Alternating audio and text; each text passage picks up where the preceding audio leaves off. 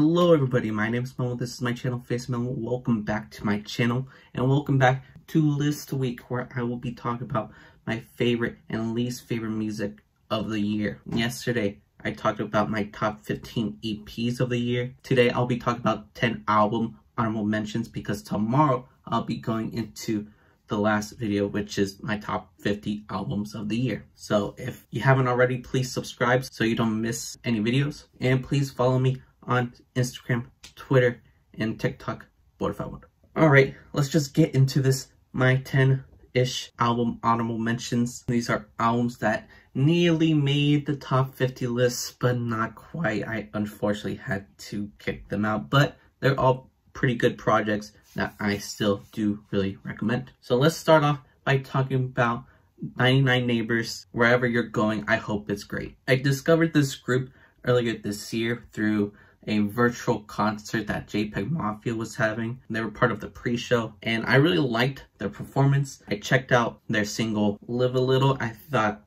it was a very fun hype track. So I kind of expected this album to be like that as well, but it was not. It was actually filled with fun tracks still, but it also had a lot of serious tracks. It was very mature and I did not expect that from the group off of the one song, but I really appreciate it. They do a good job at mixing the fun and the serious tracks. The main reason why I don't have it in my top 50 list is just because I didn't really go back to this album that often. And plus they do remind me a lot of Brockhampton, and I feel like they should start developing their own sound. But overall, great project. If you're a fan of Brockhampton, check them out. But yeah, let's go to the next album on the list, which goes to Kenny Mason, Angelic, Hoodrat, Supercut.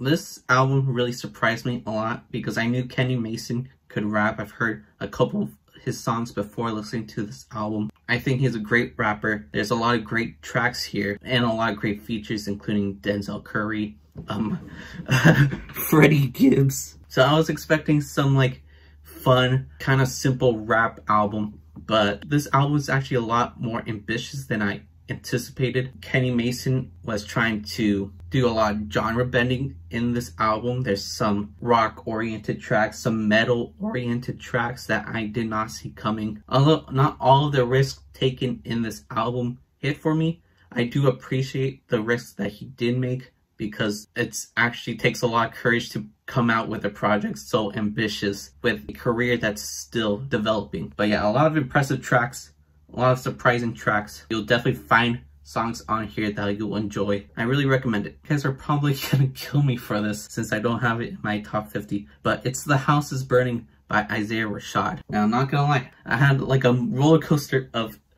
feelings about this one. At first, I didn't really like it, and then it grew on me a lot, but then it kind of fell off for me. But overall, I do think this is a good project. I really like the chill, relaxed vibe throughout the entire project. The features were phenomenal. SZA, Smino, J-Rock, Lil Uzi Vert, Duke Deuce was amazing. A lot of great features that unfortunately in some tracks do overshine Isaiah Rashad.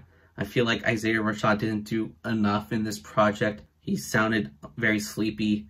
At some points, he sounded like he was mumbling. He wasn't like that throughout the entire album. He had his moments. I just wish there were more, because I know he's done better in the past. I know he's a great rapper. I just don't think he showcased that talent as much on this project. So yeah, still a good album. A lot of great songs. I just wanted more.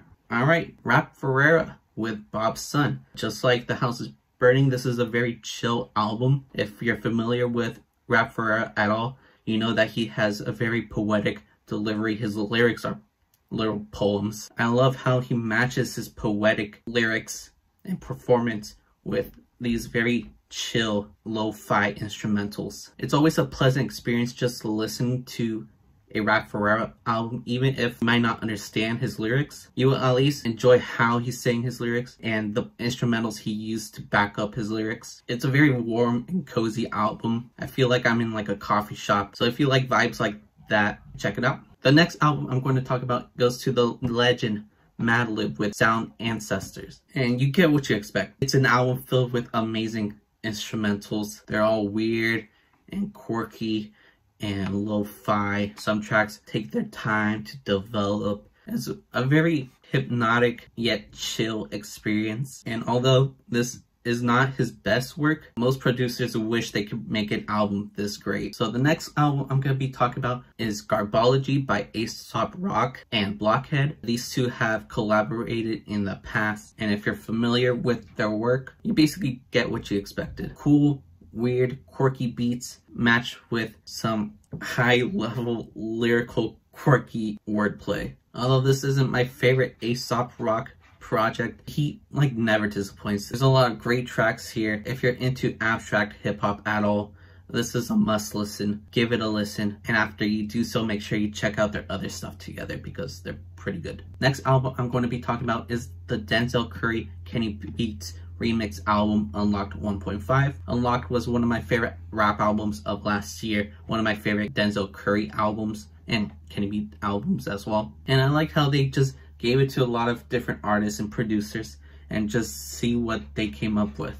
There's some great remixes by The Alchemist, by Robert Glasper, some great features from Smino and Benny the Butcher. I don't think this is better than Unlocked, but if you're a fan of Denzel Curry, Kenny Beats, or Unlocked, then you should at least give this a listen. You'll probably get some songs that you'll enjoy, and maybe some of the songs here you might enjoy more than the original. Next album I'm going to be talking about is the new Dave album, We're All Alone in This Together. Dave is a UK rapper who is known for having amazing lyricism. His last album, Psychodrama, is pretty good. He showcased his lyricism and storytelling at a high level on that album, and he does so again on his latest project. There are some mind-blowing tracks on here. They're so good that I do not want to spoil it for you at all. I just wish this album was a bit more consistent, especially lyrically, because there are some points where Dave goes into these serious topics, and then there's other points where he's just being braggadocious, which is fine, but I just prefer him going into a more conceptual level. I think that's where he is at best, and he definitely showcases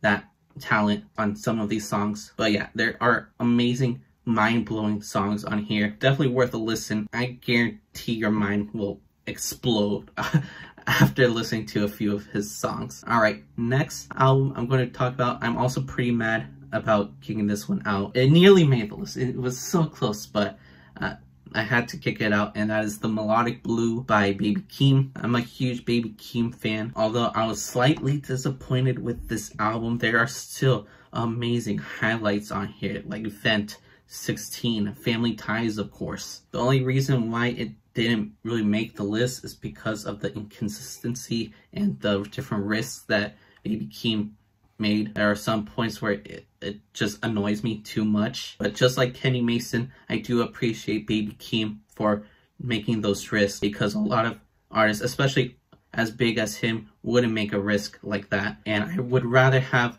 an artist push themselves and try something new than do the same thing over and over again. So for that, I appreciate this album. Next album was released last year, late last year, but I didn't get to listen to it until after I made my list for last year. Someone actually commented in one of my videos about this album, and I really wish I listened to it, but I didn't. And that album is called Brass by Moor Mother and Billy Woods. It was released last year on Christmas, and I missed it, unfortunately. But yeah, this is amazing. Another abstract hip-hop album. Billy Woods is one of the best in this field.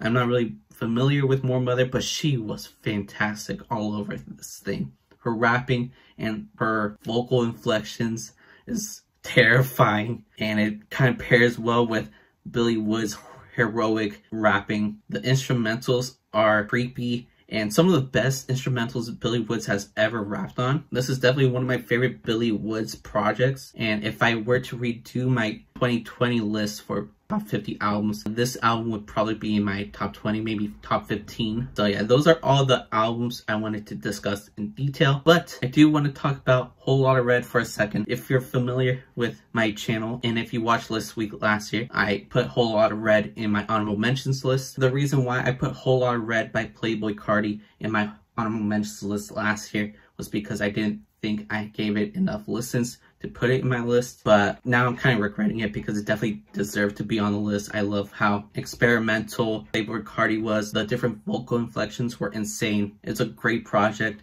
Probably would have landed in my top 20 of last year if I were to redo my list. Well, yeah, that's my honorable mentions for 2021. I hope you enjoyed, and yeah, I'm done here. So thank you guys for watching. If you liked the video, makes sense, right? Comment down below which album here is your favorite. Let me know. If you like music related content like this, please subscribe, since that is what I do here. And yeah, I'm done here. So thank you guys for watching.